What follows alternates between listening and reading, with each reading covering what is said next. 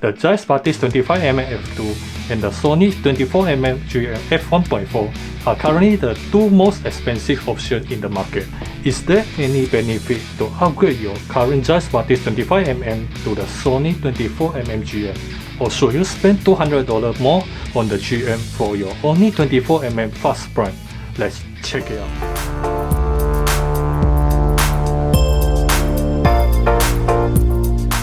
What's up everyone, James Tan here.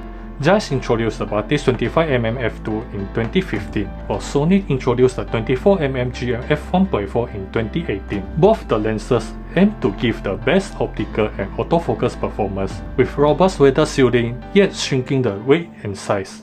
The Zeiss Batis 25mm has a minimalistic curved design. It has only one focus ring and one OLED screen, and no button at all. In contrast, the Sony 24mm GM has a sleek straight line design with tons of control, like the custom hold buttons, the autofocus and manual focus switch, a clickable aperture switch, a focus ring, and an aperture ring. The on-edge controls are handy, but you could also assign the same functions to the Sony camera customizable buttons. Out of these controls, only the clickable aperture switch is irreplaceable. Basically, this switch is a video-specific control that gives you a smoother and silent aperture change. You may ignore it if you mainly shoot still photos. The Batis 25mm is around 100g lighter and 14mm shorter than the GM. They have the same 67mm filter track size, but the Batis has a larger lens diameter than the GM. Both lenses are compact and lightweight in their class and balance nicely on the smaller Sony a7C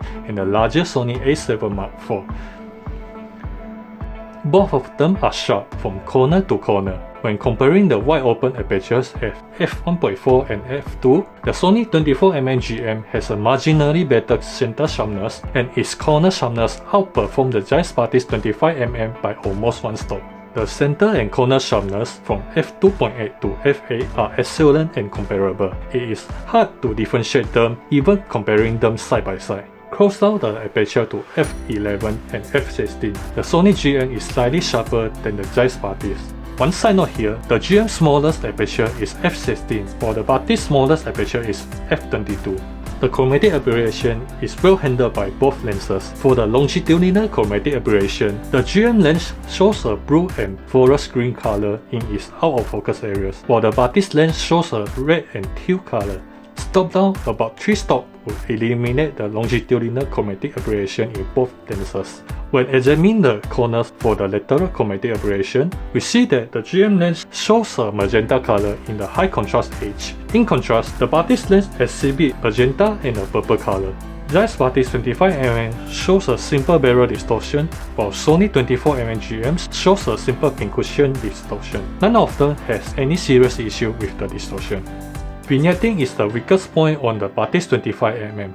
The uncorrected raw of Batis 25mm is significantly darker in the corners than the 24mm GM. Luckily, the Sony camera will apply the shading compensation to the raw and JPEG. Thus, the vignetting is not a concern here. Of course, you can further correct it in post-processing. Zeiss lenses are famous for the micro contrast and the magical 3D pop effect when shooting at a close-up distance with a wide open aperture. Does this mean that Zeiss Batis 25mm will outshine the Sony 24mm GM here? You may take out your pen and notes or whatever note-taking device to guess which lens took the following samples. All of them are straight out of camera JPEG files without any post-editing.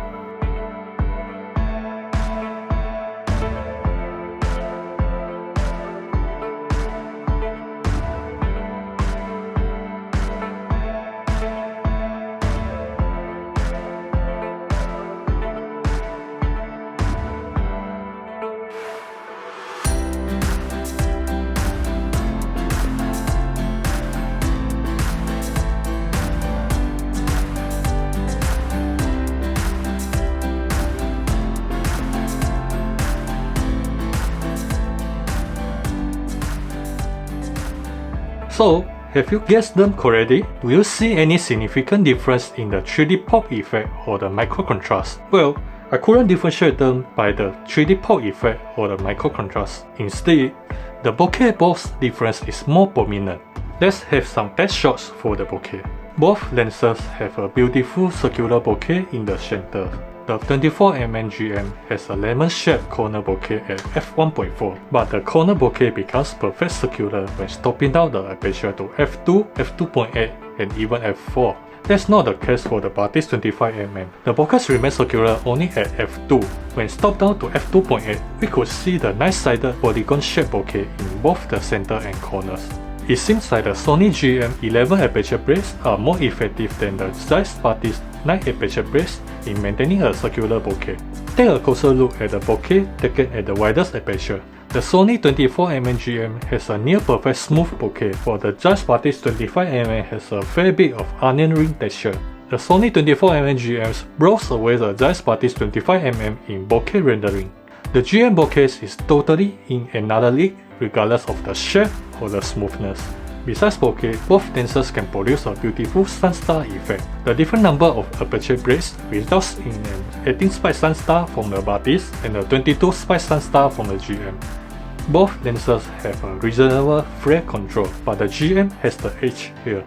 The Zeiss Batis has a saturated purple and bright green flaring, while the GM keeps the flaring faded and less saturated.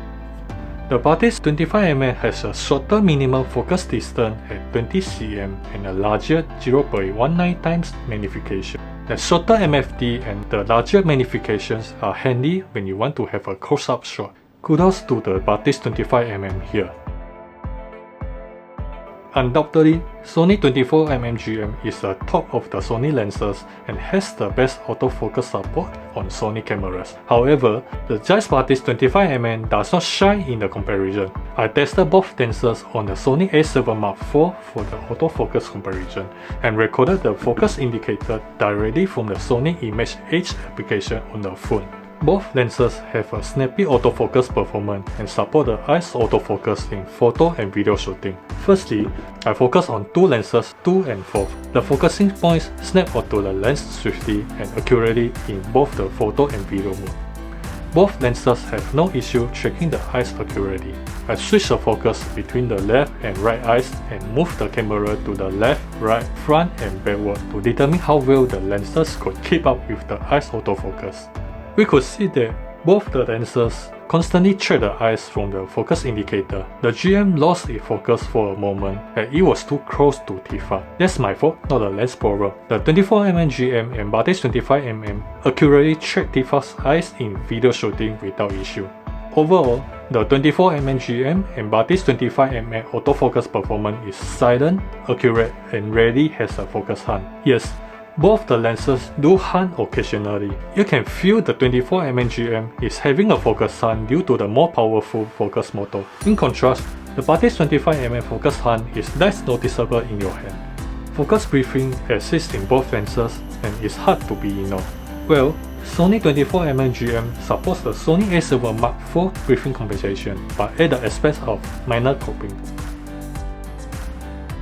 Before concluding the comparison of the Sony 24mm GM and the Zeiss Batis 25mm, let's have some real-life sample shots comparison.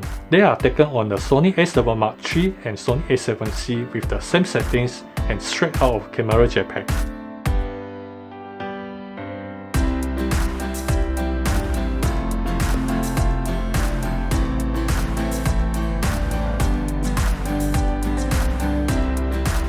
The Sony 24mm GM and the Zeiss Batis 25mm are the top quality wide-angle lenses for Sony cameras. They have comparable sharpness, autofocus performance, good weather shielding and compact size. The Sony 24mm GM is a $1,400 lens which costs an extra $200 over the Zeiss Batis 25mm.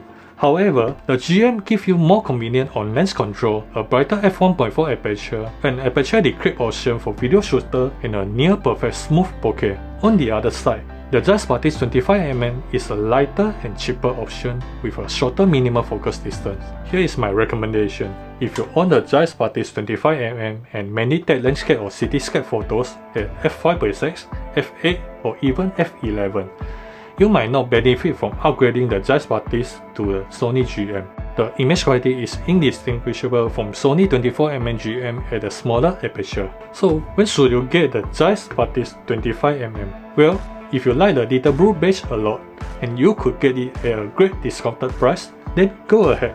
Otherwise, the Sony 24mm GM is a better premium option. If you are willing to spend $1,000 for your first 24mm fast prime in 2022, you should consider the Sony 24mm GM.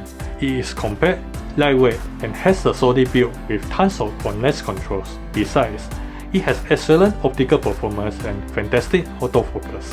However, please put it on hold if you are looking for a cheaper and compact 24mm with a fast aperture. Samyang introduced a 24mm f1.8 in 2021. It is lighter and 230 grams and only costs half of the Zeiss Batis. I will review the Samyang 24mm f1.8 soon, so please remember to like this video and subscribe to my channel for the upcoming review. That's all for the Sony 24mm GM and Zeiss Batis 25mm comparison.